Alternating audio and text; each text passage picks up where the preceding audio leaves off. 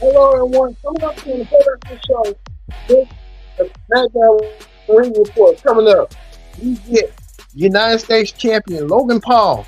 Logan Paul appears on the show. Logan Paul has something to say. He makes his return. Logan Paul will be returning to confront LA Knight, probably in their impending SummerSlam match. The LA Knight wants so bad.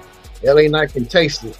We return. Logan Paul returns to challenge LA Knight SummerSlam challenge. Will he accept? We'll see. +2, Andrade, the WWE Speed Champion, takes on Carmelo Hayes for the first time ever in a match. We get to see that match on SmackDown as well.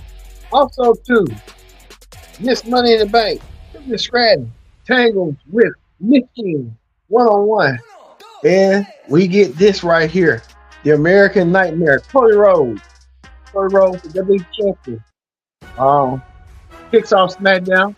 How we respond to the bloodbath, brutal brutality after what the blood, you know what the Bloodline did to his friend Randy Orton last week.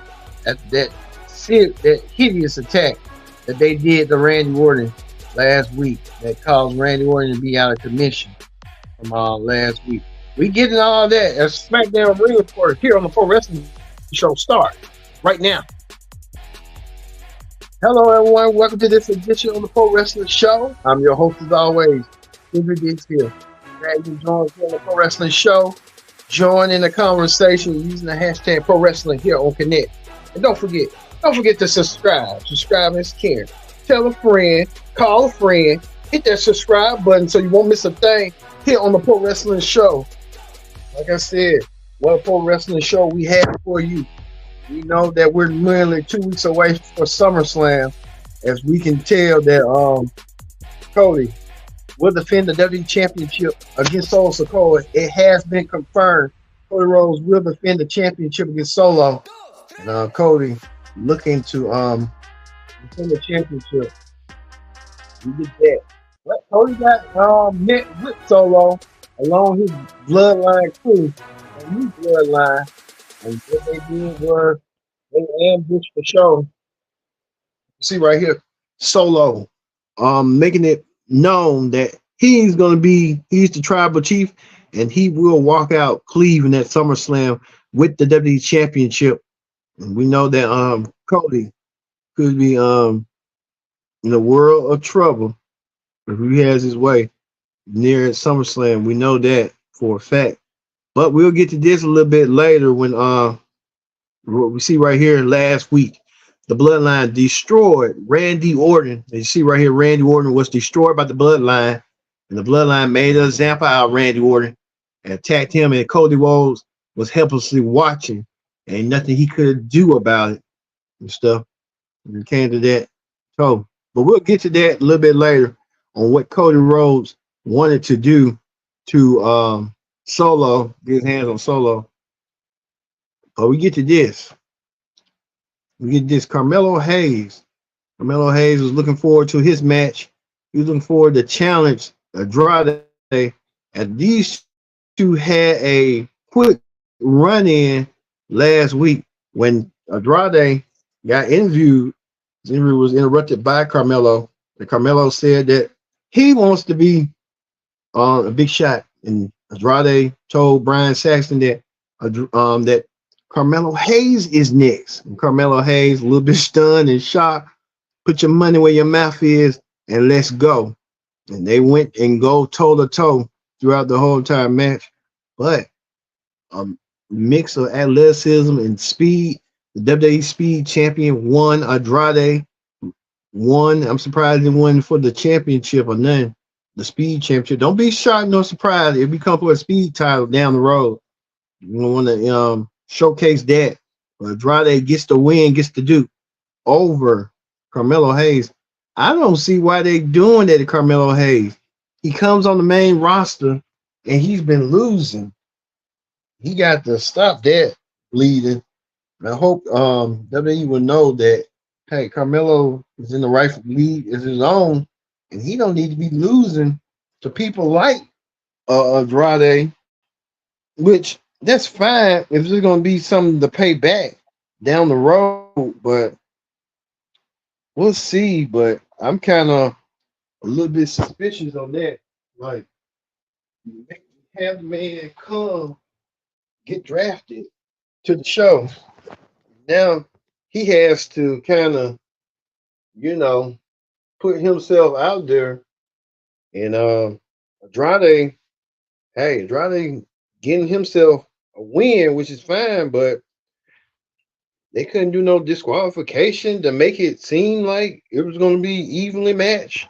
That's what I'm saying, but we'll see how this is going to play out eventually between them. Well, now Andrade and Carmelo kind of, you know, with that situation going on, the tension is it's like the rivalry is still intensified. You can tell.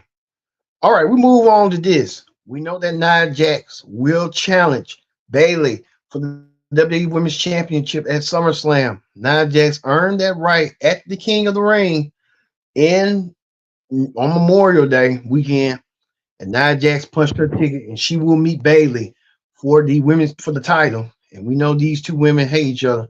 They had a face to face tonight about their history in NXT, and Bayley said that Nia hasn't changed in over almost close to a decade. Nia Jax wants to win the women's championship, and Bayley really got under her skin tonight, and Bayley causing a lot of tension between the two, and Bayley calling out Nia, saying that Nia is a coward, and Nia may not leave SummerSlam with the women's championship around what she thinks of her waist. So with that. Well, keep in mind that these two women were going to get involved later on in Mick Shin and Tiffany Stratton's match. Mick Shin and Tiffany Stratton had a decent match throughout the whole entire match, but Tiffany Stratton got distracted by the women's champion.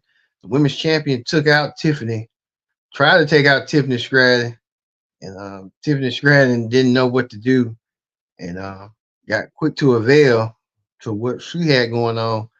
But you can tell right there, Tiffany Stratton and Bayley helping Tiffany Stratton, Bayley helping Mick Shin get the win with a roll up. Mick Shin won, and Bayley helping Mick Shin. Bayley destroying Tiffany Stratton's briefcase. Thus, in the process, and Tiffany Stratton is going to be realizing that Bayley's here on out to do what she needs to do and make sure and ensure that Tiffany Stratton will cash in on her coming out of SummerSlam, but she don't know that Tiffany Stratton can order another one at any second. So you got to watch out for that. Don't forget that in 2 weeks, we'll have the SummerSlam predicted outcome that weekend and the SummerSlam review special. So we'll have two specials in one weekend. So look for that coming your way. Well, in more women's action, look at this. Bianca Belair and Jade Cargill.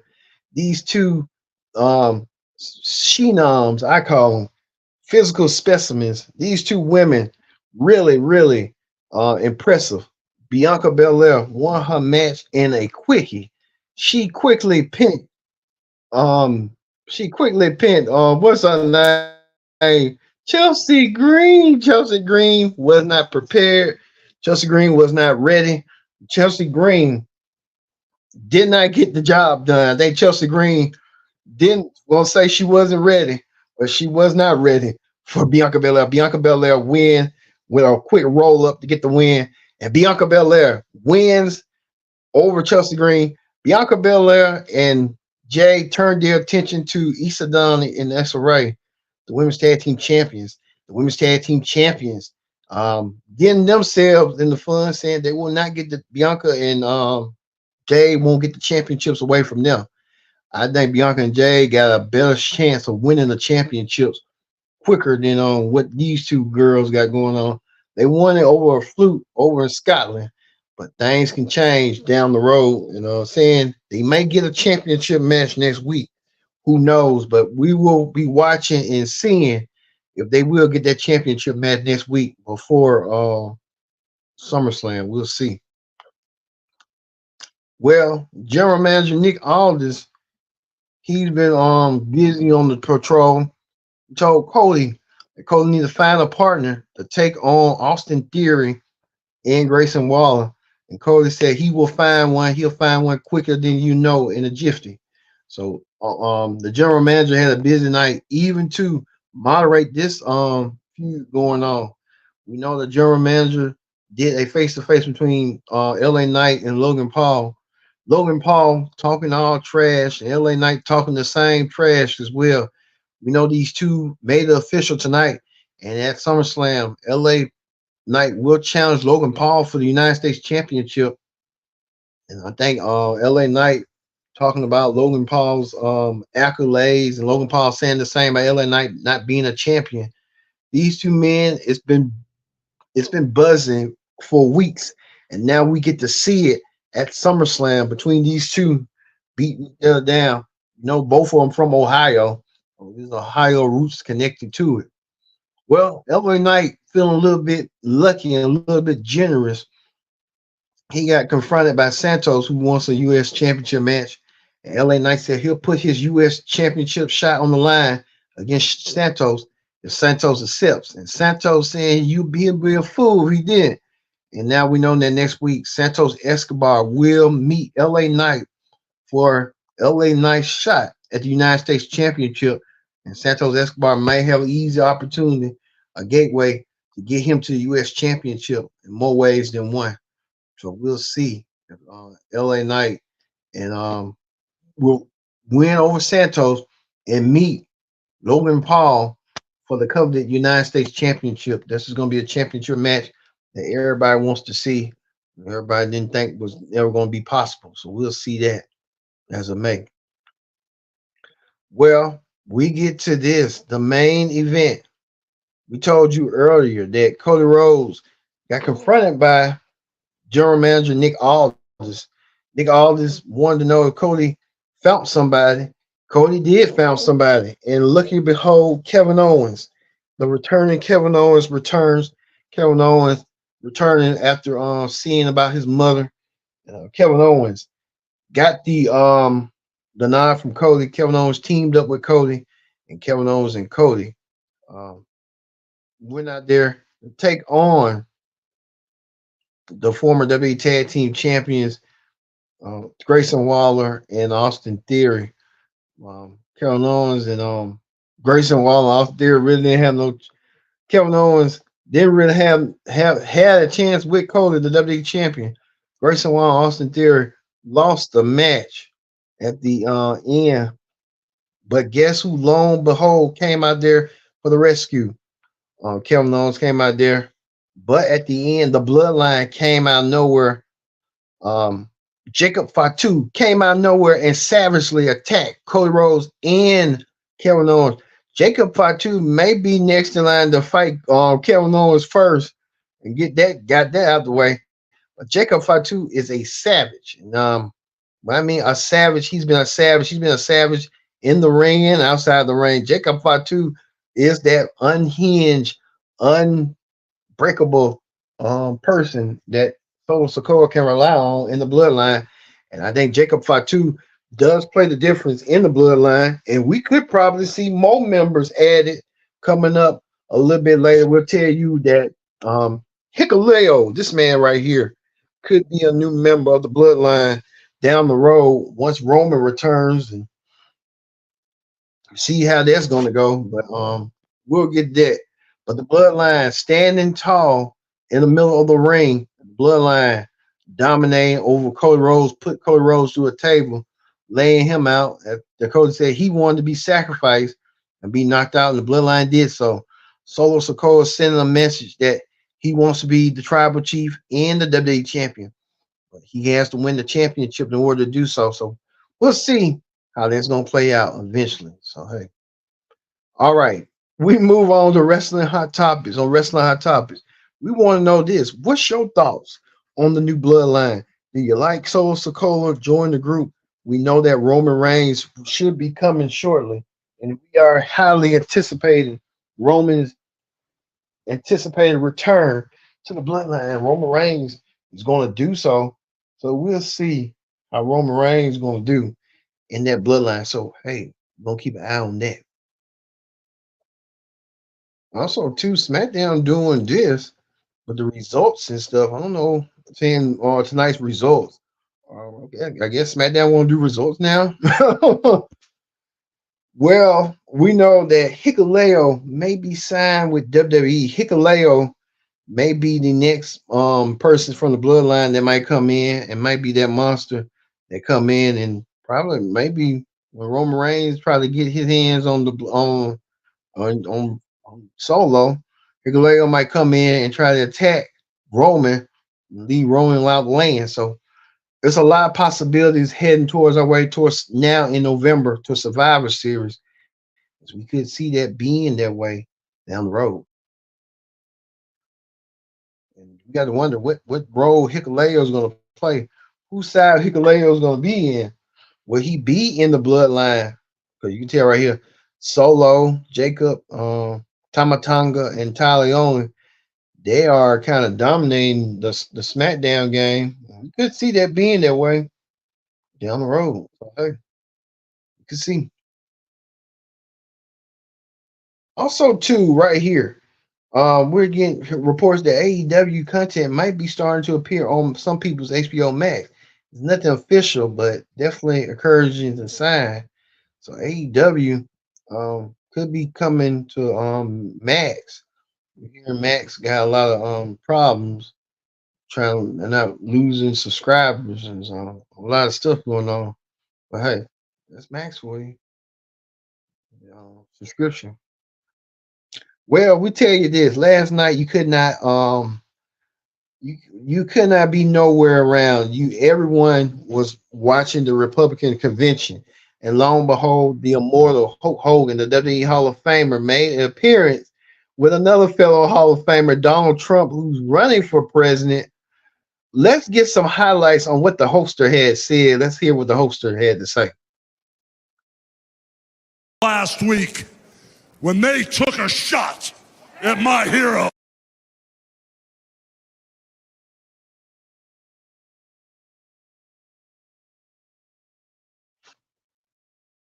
Let me tell you something, let's brother. Get this one more time. You know something? When I came here tonight, when they took a shot at my hero, and they tried to kill the next president of the United States, enough was enough. And I said, let Trumpomania run wild, brother. Let Trumpomania rule again. Let Trumpomania make America great again.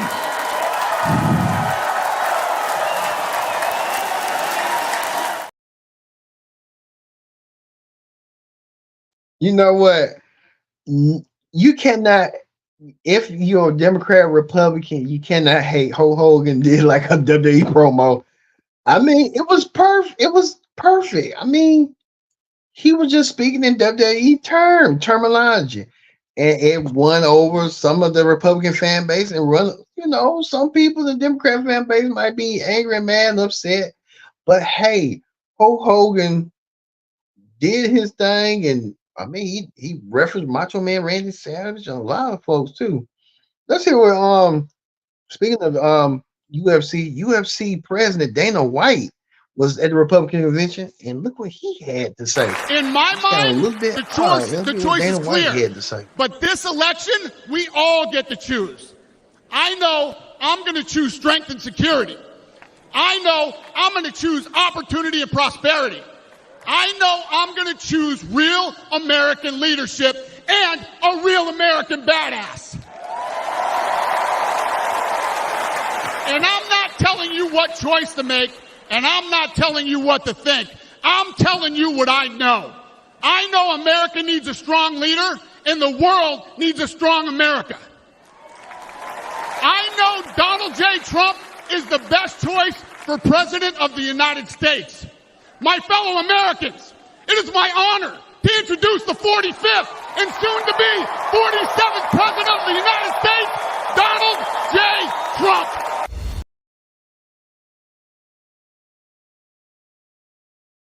All right, you heard from UFC President Dana White. Dana White was there we know that Dana White and WWE, UFC and WWE are merged as one, and I'm surprised Dana White even had a lot to say.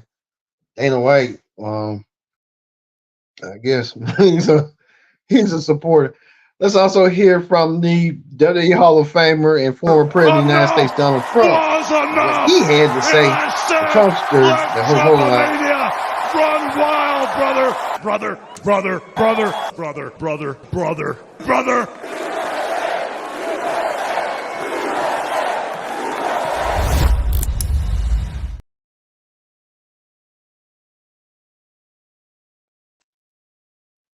Oh, we was trying to get that, but Hulk Hogan with that. But I mean, it was Hulk Hogan just speaking to common American people out there that he revelates. Hogan know that he still got his past troubles. Hogan wants to forget all that and support Donald Trump. So hey, it's Hulk Hogan's business. But we move on to we move away from politics. We know that this right here, we're hearing reports that Seth Rollins may be the special guest referee at SummerSlam against where CM Punk will probably take on Drew McIntyre at their long feud started at the Royal Rumble. Seth Rollins might intervene himself. If the Rollins got some access to grind with CM Punk, and the Punk had probably took his championship spot away from him. So there's a lot of stuff going on. So hey, get into that. And before we go, we want to say we saw Batista looking a little bit a new version of Batista. He don't look more heavier. He's looking like he's drop an inch on his size or something. Batista with that massive physique don't have that no more. He's like he kind of shrink down and stuff. So I don't know what's going on with Batista, but hopefully everything's okay. All right, we're gonna end the pro wrestling show with Jacob Fatu and the Bloodline, mainly Solo as the leader of the Bloodline, taking care of business with Cody and the rest of them.